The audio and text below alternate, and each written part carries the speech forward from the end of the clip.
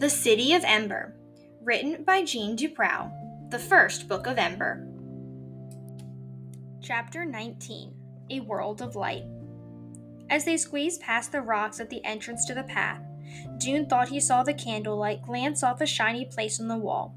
He stopped to look, and when he saw what it was, he called out to Lena, who was a few steps ahead of him. "There's a notice!" It was a framed sign, bolted to the stone, a printed sheet behind a piece of glass. Dampness had seeped under the glass and made splotches on the paper, but by holding their candles up close, they could read it.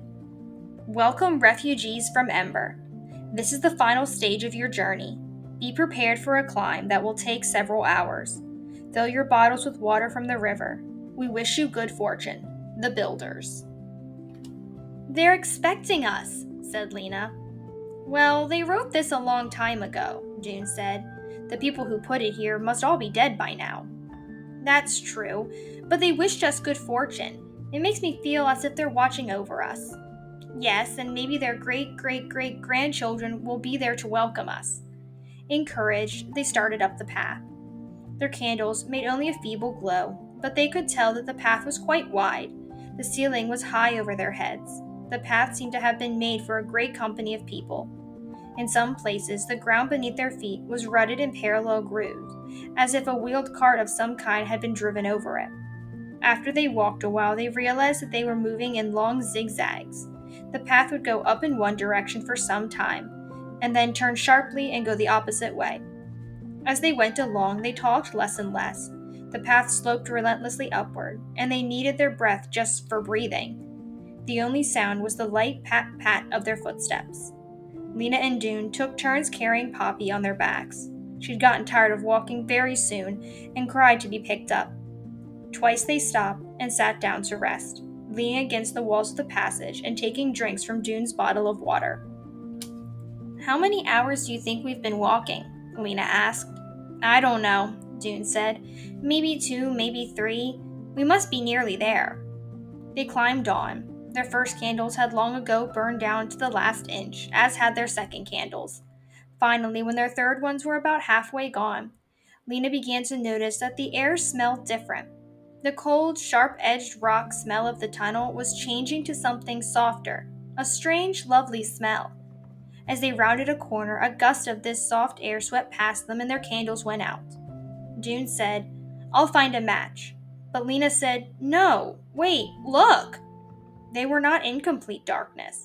A faint haze of light shone in the passage ahead of them.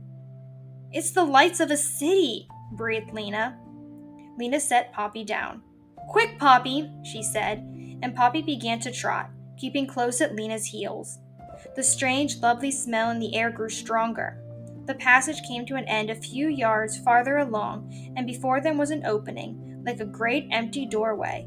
Without a word, Lena and June took hold of each other's hands, and Lena took hold of Poppy's. When they stood in the doorway, they looked out. They saw no new city at all, but something infinitely stranger. A land, vast and spacious beyond any of their dreams, filled with that air that seemed to move, and lit by a shining silver circle hanging in an immense black sky. In front of their feet, the ground swept away in a long, gentle slope. It was not bare stone as in Ember.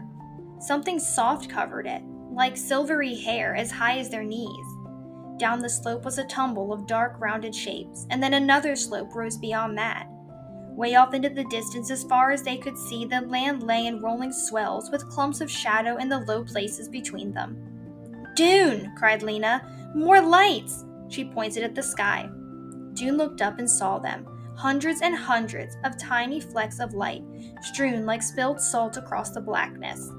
"Oh," he whispered. There was nothing else to say. The beauty of these lights made his breath stop in his throat. They took a few steps forward. June bent to feel the strands that grew out of the ground, almost higher than Poppy's head. They were cool and smooth and soft, and there was dampness on them. "Breathe," said Lena. She opened her mouth and took in a long breath of air. June did the same.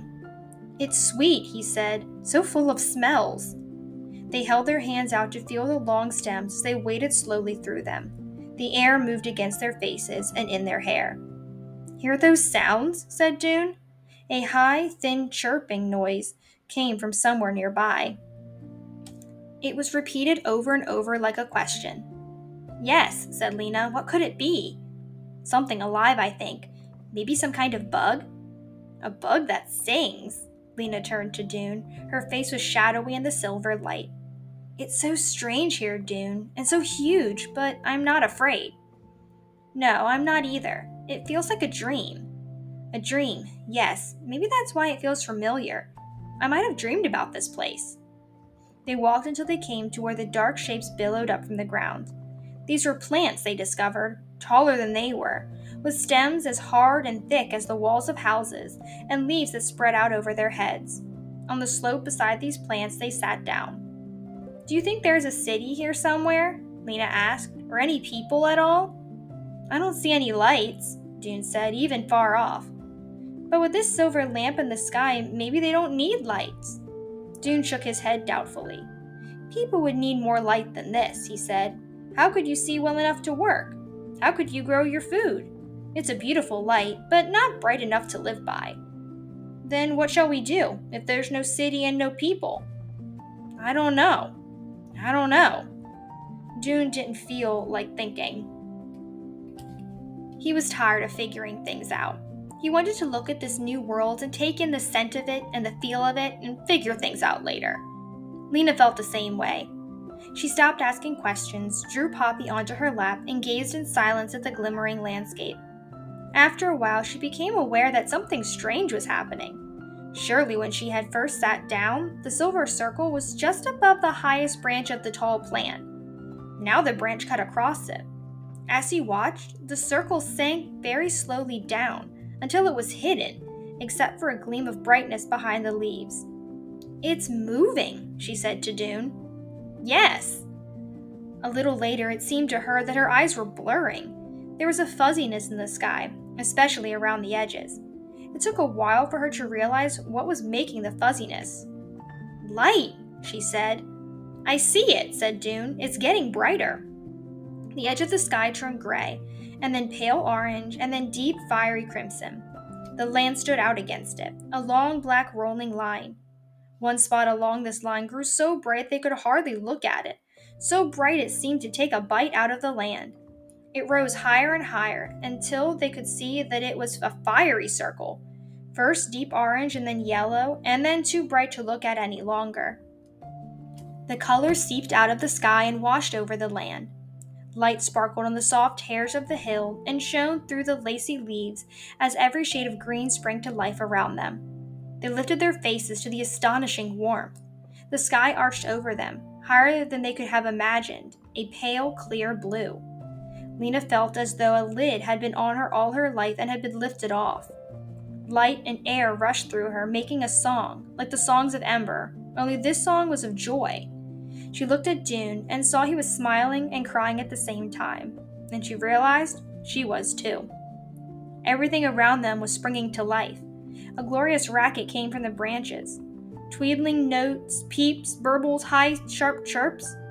Bugs? Wondered Dune, imagining with awe the bugs that could make such sounds. But then he saw something fly from the cluster of leaves and swoop down low across the ground, making a clear, sweet call as it flew. Did you see that? He said to Lena, pointing. And there's another one. And there! There! Repeated Poppy, leaping from Lena's lap and whirling around, pointing in every direction. The air was full of them now. They were much too large to be insects. One of them lit nearby a stream. It looked to them with two bright black eyes and opened its mouth, which was pointed like a thorn, sent forth a little trill.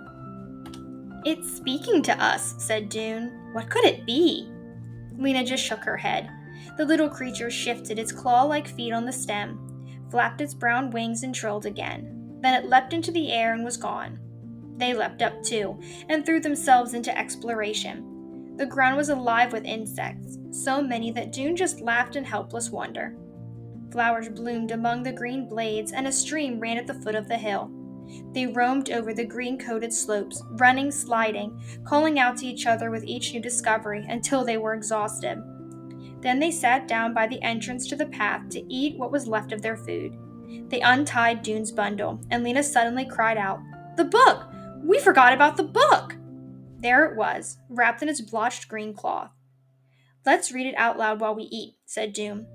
Lena opened the fragile notebook and laid it on the ground in front of her.